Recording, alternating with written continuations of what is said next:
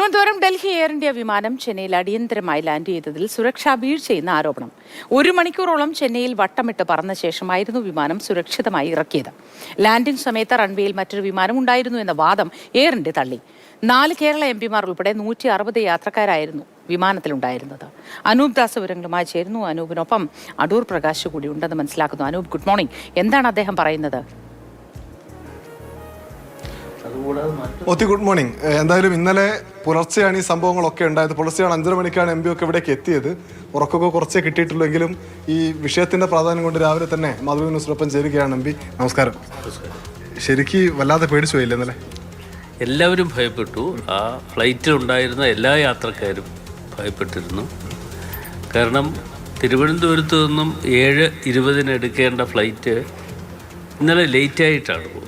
അപ്പോൾ 7:45 അവിടുന്ന് തിരിക്കേ ഉള്ളൂ എന്നറിയിപ്പുണ്ടായി. അതനുസരിച്ച് 7:45 ഞങ്ങളെല്ലാവരും കയറി. ഞങ്ങളെല്ലാവരും എന്ന് പറയുമ്പോൾ എം പിമാരായ ശ്രീ KC വേണുഗോപാൽ, അതുപോലെ കൊടിക്കുന്നിൽ സുരേഷ്, ശ്രീ K രാധാകൃഷ്ണൻ, തമിഴ്നാട്ടിൽ നിന്നുള്ള MP റോബർട്ട് ബ്രൂസ്, അങ്ങനെ തുടങ്ങി ഞങ്ങൾ അത്രയും പേരും, അതുകൂടാതെ ആ ഫ്ലൈറ്റ് ഫുള്ളായി യാത്രക്കാരും ഉണ്ടായിരുന്നു. ഏതാണ്ട് 1 മണിക്കൂറോളം യാത്ര പുറപ്പെട്ടതിന് ശേഷം പൈലറ്റ് അനൗൺസ് ചെയ്യുകയാണ് റഡാറുമായിട്ടുള്ള ബന്ധം വിച്ഛേദിച്ചിരിക്കുന്നു. അപ്പോൾ ആ ബന്ധം വിച്ഛേദിച്ചു എന്ന് പറയുമ്പോൾ പിന്നീട് ഉള്ള കാര്യങ്ങൾ എല്ലാവർക്കും അറിയാമല്ലോ. ഫ്ലൈറ്റ് എവിടെയാണ്, എങ്ങനെയാണ് പോകുന്നത് എന്നതിനെക്കുറിച്ച് യാതൊരു അറിവും ഇല്ലാതെ എല്ലാവരും പരിഭ്രാന്തിയിൽ ഇരിക്കുകയാണ്. അപ്പോൾ ഏതാണ്ട് ഒരു 2 മണിക്കൂറിലധികം മുകളിൽ കിടന്ന് ഫ്ലൈറ്റ് കറങ്ങി. അതിൻ്റെ കാരണം ഈ ഫ്യൂവൽ കത്തിച്ച് കളയുന്നതിന് വേണ്ടിയുള്ള തയ്യാറെടുപ്പ് നടത്തിയാണ് എന്ന് മനസ്സിലായി. ആ 2 മണിക്കൂറിനുള്ളിൽ, അത് 1 മണിക്കൂർ കഴിഞ്ഞപ്പോൾ പൈലറ്റ് തന്നെ അനൗൺസ് ചെയ്തു, ഇത് ഇങ്ങനെയൊരു തകരാറുണ്ട് എന്നുള്ളത് കൊണ്ട് ചെന്നൈയിൽ എയർപോർട്ടിൽ ഇറങ്ങാൻ പോവുകയാണ് എന്ന് ആ പൈലറ്റ് അനൗൺസ് ചെയ്തു. അപ്പോൾ ഈ 2 മണിക്കൂർ മുകളിൽ കിടന്ന് കറങ്ങിയതിന് ശേഷം ഏതാണ്ട് താഴേക്ക് വരികയാണ്. താഴേക്ക് വരുന്ന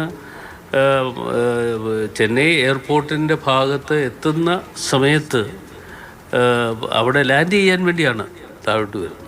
താഴോട്ട് വരുന്ന സമയത്ത് സത്യത്തിൽ റൺവേയിൽ വേറെ ഫ്ലൈറ്റ് കിടക്കുക എന്നാണ്. റൺവേ വേറെ ഫ്ലൈറ്റ് ഉണ്ട് എന്നാണ് പൈലറ്റ് അപ്പോൾ തന്നെ അനൗൺസ് ചെയ്തത്. കാരണം താഴെ ഇറക്കാൻ ഉള്ള അവസരം ഉണ്ടായപ്പോൾ പെട്ടെന്ന് വീണ്ടും ഉയർത്തി കൊണ്ടുപോവുകയാണ്. അപ്പോൾ പൈലറ്റ് വീണ്ടും അനൗൺസ് ചെയ്തു റൺവേയിൽ ഇത് ലാൻഡ് ചെയ്യാനുള്ള സൗകര്യം ഇല്ലാത്തത് കൊണ്ട് പോവുകയാണ്. പിന്നീട് ഞങ്ങൾക്ക് മനസ്സിലാക്കാൻ കഴിഞ്ഞത് റൺവേയിൽ അന്ന് ആ സമയത്ത് വേറെ ഫ്ലൈറ്റ് ഉണ്ടായിരുന്നു എന്നുള്ളതാണ് ഞങ്ങൾ മനസ്സിലാക്കിയത്. വലിയൊരു സുരക്ഷാ പ്രശ്നം തന്നെ, വലിയ സുരക്ഷാ പ്രശ്നം തന്നെയാണ് ഉണ്ടായത്. അതിനുശേഷം ഏതാണ്ട് എയർ ഇന്ത്യ വിമാനം അടിയന്തരമായി ചെന്നൈയിൽ ഇറക്കേണ്ടി വന്ന സമയത്തുണ്ടായ അനിശ്ചിതത്വത്തെ പറ്റിയാണ് അടൂർ പ്രകാശ് MP അനൂപ് ദാസിനോട് സംസാരിച്ചത്.